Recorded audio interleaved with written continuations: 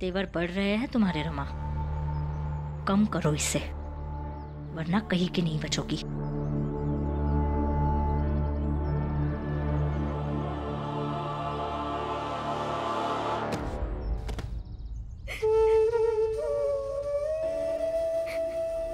चाहे जो मैं उस छाया के साथ काम नहीं करूंगी, और वो ना तो झूठे हैं और ना ही झूठे सपने दिखाते हैं। पद्माकर गुरुजी की परसों तबीयत ठीक नहीं थी, मेरी भी तबीयत थोड़ी नासाज सी है, मैं थोड़ा आराम कर लेता हूँ। गुरुजी रोज रोज तबीयत खराब होने का बहाना बनाएंगे तो मेरी पढ़ाई कैसे होगी? मुझे ही कुछ करना पड़ेगा।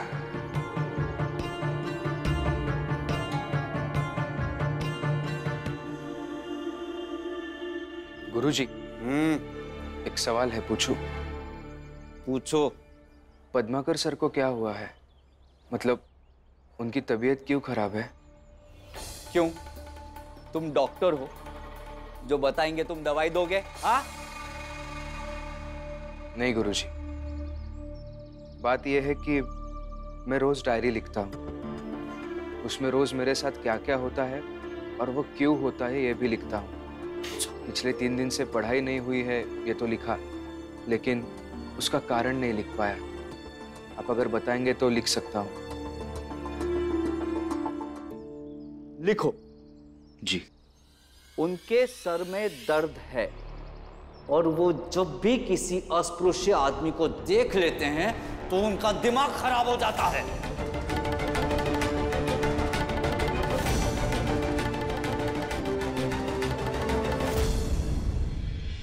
नहीं, इन्होंने अभी जो कुछ भी कहा उसे लिखकर इनका साइन ले लेना, क्योंकि बाहर से जब निरीक्षक आते हैं तो कभी कभी उन्हें ये बताने की आवश्यकता पड़ जाती है कि पढ़ाई अगर नहीं हुई तो क्यों नहीं हुई। तुम अगर लिख लोगे तो उन्हें बताने में आसानी हो जाएगी। ये क्या बदतमीजी है? आप इस भीमराव के साथ मिलकर मुझे धमकी दे रहे हैं? अरे नहीं सर, ये काय को धमकी देगा आपको? अरे भीमराव जो कह रहे हैं वो कर देने का। जब तक आपकी और पद्माकर सर की तबीयत सही नहीं हो जाती तब तक आप मत पढ़ाइएगा, और भीमराव की डायरी है उसमें सही रहने दीजिएगा। मुझे बेवकूफ समझ के रखा है? मैं कोई साइन वाइन नहीं करने वाला। और आप लोगों ने ये सोच कैसे लिया कि इस अस्पृश्य आदमी की किताब कॉपी को मैं हाथ भी लगाऊंगा? खुदाबख्श सर और नाम जोशी सर, आप दोनों ये सही नहीं कर रहे हैं। एक टीचर होकर दूसरे टीचर के साथ उलझ रहे हैं। अच्छा ठीक है, नहीं उलझेगा हम लोग। बस भीमराव की कॉपी में मैं साइन कर दूंगा और लिख भी दूंगा कि मैं गवाह हूं कि कब कब पद्माकर सर और अजिंक्य सर ने तबीयत नादुरुस्त होने की वजह से पढ़ाया नहीं है कक्षा में। भीमराव कॉपी लेके आना। जी। ए रुको।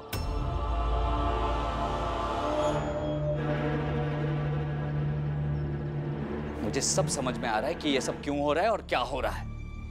एक शिष्य अपने 2 हितैषी गुरुओं के साथ मिलकर दूसरे गुरु के खिलाफ साजिश रच रहा है और हम ये होने नहीं देंगे। छोटी जाति का है, बुद्धि ही कितनी होगी उसकी, और पढ़कर क्या ही कर लेगा ये, देखते हैं आज। चलो पढ़ाता हूं मैं आज तुम्हें। भीमराव अपनी जगह पे बैठ जाओ। जी गुरुजी।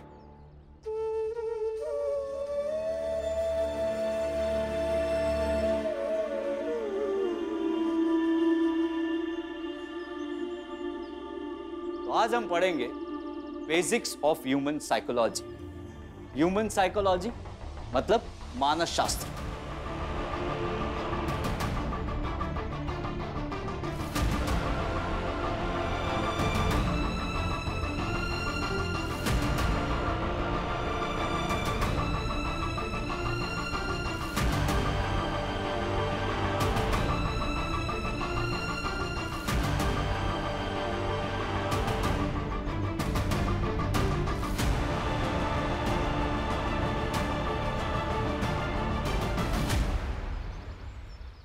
सर, आपके लिए पढ़ाना सिर्फ एक पेशा होगा,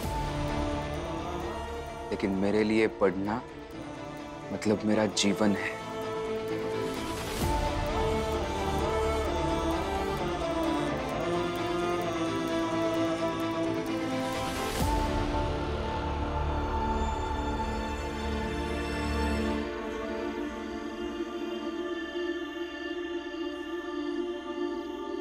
लेकिन रमा को काम पर भेजा किसने?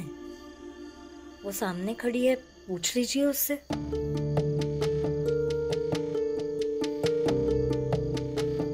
मैं अपने मर्जी से गई थी। रमा, मेरे पैर में चोट क्या लगी?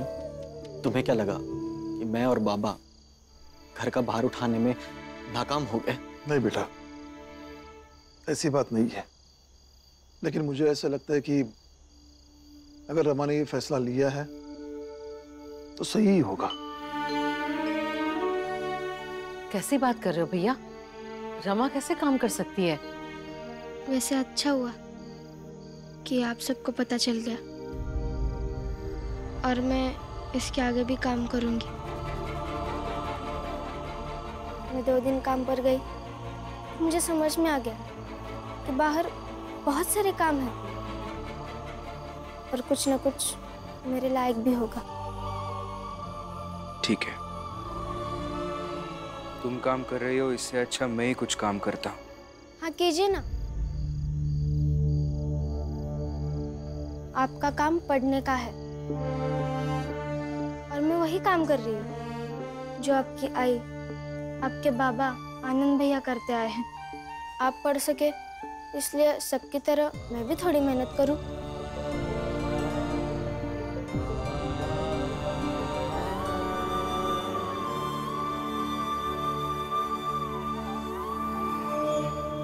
आई, बधाई हो।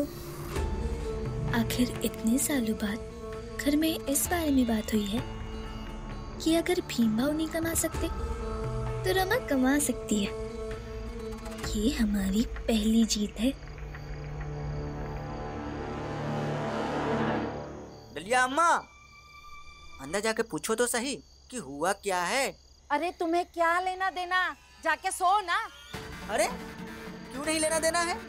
अरे ये मोहल्ले की बात है, हम लोग तो जानकारी रखेंगे ना। डलिया अम्मा, जब किसी के बीच में झगड़ा होता है तो राम जी और भीमराव दोनों बाप बेटे तुरंत ज्ञान देने पहुंच जाते हैं। अरे तो वो दोनों अच्छाई के लिए तो बोलते हैं, और उनके बीच में हम क्यों पड़े? और ये उनका पारिवारिक मामला है, समझे तुम? रमा, तुम ऐसे रोज बाहर जाकर भटक भटक कर काम करोगी तो मैं आराम से कॉलेज में कैसे पढ़ सकूंगा? मुझे हर समय सिर्फ तुम्हारी चिंता रहेगी, उसका क्या? मैं नहीं हूँ इतनी पढ़ी लिखी कि मुझे कोई ऑफिस में मालिक बना देगा। अनपढ़ हूँ तो भटक भटक के ही काम करूंगी ना। तो तुम भी तो पढ़ना शुरू कर सकती हो ना रमा। एकदम चुप, कुछ नहीं बोलोगे आप। और आप पढ़िए ना, मेरे हिस्से का भी पढ़िए, लेकिन मुझे मत कहिए ये पढ़ने लिखने के लिए। आपके पढ़ने से पहले से इस घर में कितना कलह है, अब और मत बढ़ाइए। और ना ही मुझे पढ़ना है। ठीक है, मेरी बात को जरा सा भी मानती हो तो कल से बाहर जाके काम करना बंद कर दोगी। बाकी तुम्हारी मर्जी, तुम जो फैसला लोगी वो मुझे मंजूर है।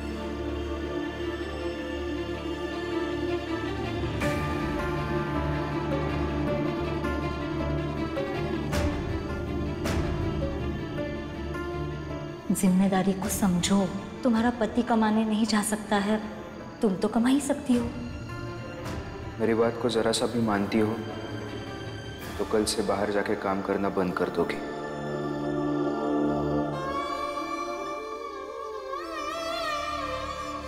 क्या हुआ? फिर से वही सब भाषण दे रहा था भीम?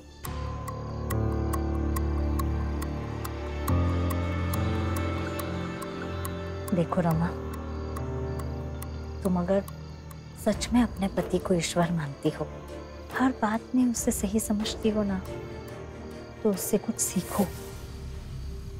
सोचो कि अगर वो कोई भी काम करने की ठान लेता है तो किसी भी परिस्थिति में पीछे नहीं हटता। तुम भी पीछे मत हटो। समझ रही हो ना मैं क्या कह रही हूँ?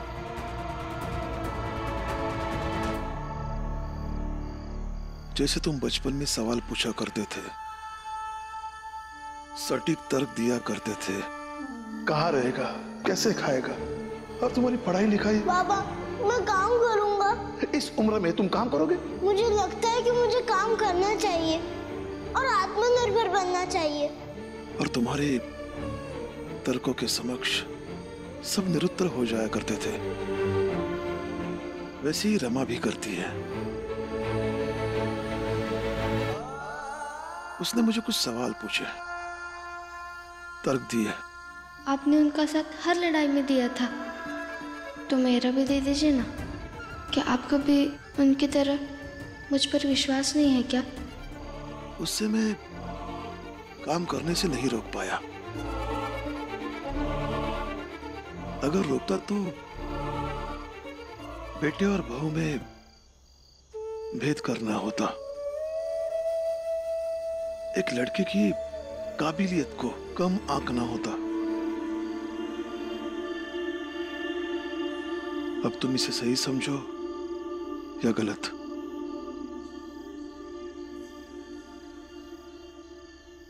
देखो बेटा,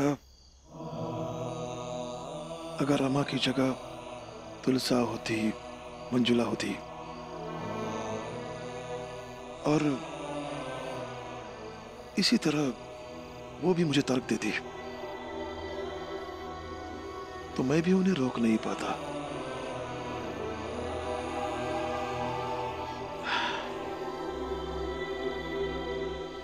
भीम बेटा, रात बहुत हो चुकी है। सुबह तुझे पढ़ाई के लिए भी उठना है ना?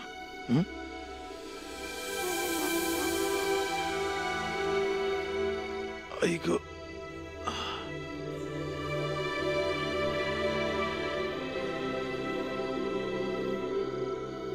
रमा, मैं उम्मीद करता हूं कल सुबह तक ये काम करने की जिद तुम छोड़ दोगी और मुझे समझ पाओगे। काम तो करूंगी मैं, चाहे आपको अच्छा लगे या बुरा,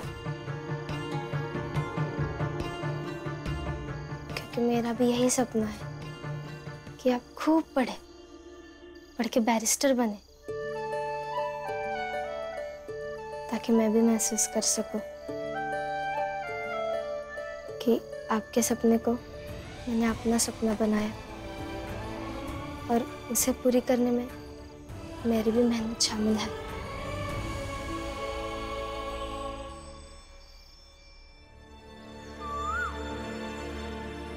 कुछ पता चला? नहीं बुआ, कहीं नहीं दिख रही है। शंकर और छोटी अभी भी ढूंढ रहे हैं उसे। भीम, तुमने उससे कुछ कहा तो नहीं है ना? ऐसा तो बिल्कुल नहीं कहा कि किसी को बिन बताए ऐसे घर से चली जाओ। कहीं रात को रमा को ज्यादा डांट वाट तो नहीं न दिए कि उसको सुबह उठ के घर से ही जाना पड़ गया? अरे फुलिया, मुझे तो लगता है कि वो सुबह सुबह वो इसलिए चली गई ताकि उसके घर वाले सबको ये समझ में आए कि उसके समझाने बुझाने या डांटने से उसे कोई फर्क नहीं पड़ता। अरे तुम सब चुप रहिए ना, कुछ भी बोले जा रहे हो। अरे अम्मा, चुप क्यों रहे? जब पति ऐसा है कि चाहे जो भी हो जाए पढ़ाई छोड़ेगा नहीं, तो पत्नी को ही तो कमाने को रास्ता निकालना होगा ना। क्या हुआ? जीजा जी, रमा दीदी कहीं नहीं दिखी। हमने चारों तरफ ढूंढ लिया, आवाज भी दी, लेकिन दीदी कहीं नहीं मिली। जाओ कमरे में जाओ। कहाँ चली गई होगी? है भाग गई होगी।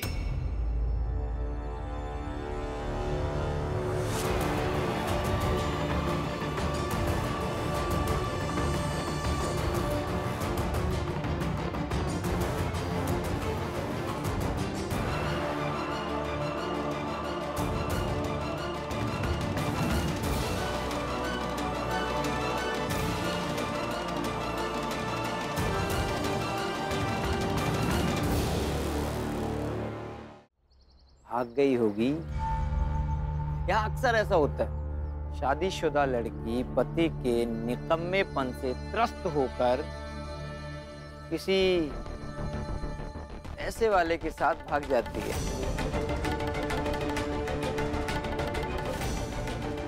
वो भी भाग गई होगी। जोशी जी, जोशी जी,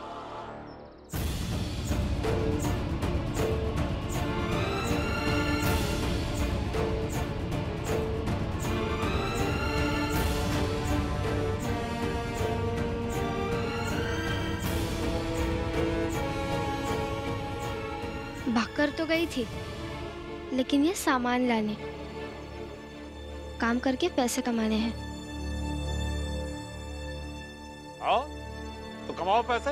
मैं बस इतना कहने आया था कि हर महीने की 1 तारीख को शाम तक मुझे किराया मिल जाना चाहिए,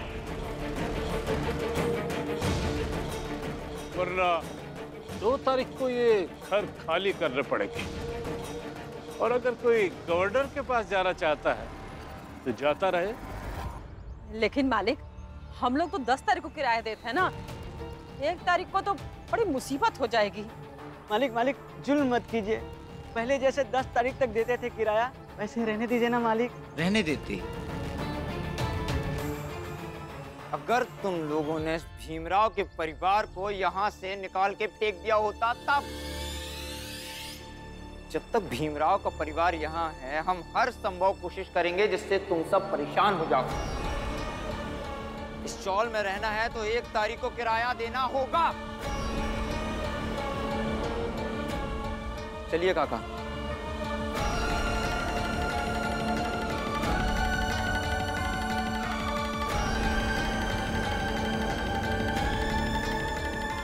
ले ये लोग गवर्नर से मिलके आए गए, अब उखर सजा हम सब का भोगेंगे पड़ी। अब ये खुद को गवर्नर साहब समझने लगे हैं ना, तो हम लोग की चिंता क्यों होगी? चाहे मालिक हम लोग को घर से बाहर निकाल दे। काका, कहाँ हम खुद को बाबू साहब समझने लगे हैं? देखिए तो सही, मैंने भी आपकी तरह आपका काम शुरू करने का फैसला लिया है। जूता चप्पल सिलना, पॉलिश करना आपसे ही सीखूंगी। और डलिया अम्मा, आप मुझे डलिया बनाना सिखा देना। हाँ, जरूर सिखाऊंगी।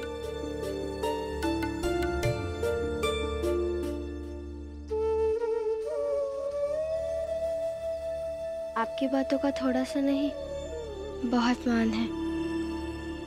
नहीं करूंगी भटक भटक कर काम, यहाँ एक जगह बैठ के करूंगी।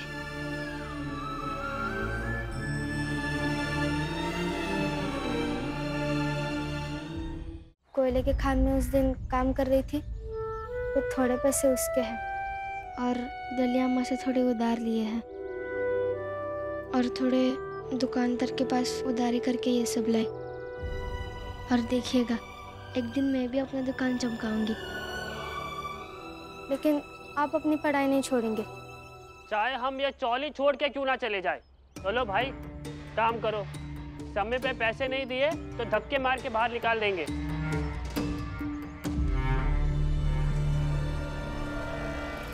राम जी, हम लोगों ने दुकान बनाने की शुरुआत भी कर दी।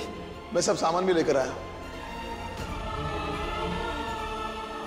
देखो रमा, मेरे बचपन में आनंद भैया ने भी ऐसी ही दुकान खोली थी और आज सालों बाद तुम भी यही करने जा रही हो। कोई भी काम छोटा नहीं होता है, लेकिन मेरे बचपन से बाबा ने मुझे ये सब करने से रोका है और मैं भी यही चाहता हूँ, ये सब तुम्हें नहीं करना चाहिए, लेकिन फिर भी तुम कर रही हो। ठीक है, लेकिन दुख इस बात का हो रहा है रमा, हमारे जात के लोग अभी भी परंपरागत पेशा से आगे क्यों नहीं सोच रहे हैं? पता नहीं, मैं बस इतना जानती हूँ कि मेरे पति का जो सपना है उसे पूरा करने के लिए मुझे चाहे जो करना पड़े करूँगी, लेकिन आपके पढ़ाई के बीच में बाधा नहीं आने दूंगी।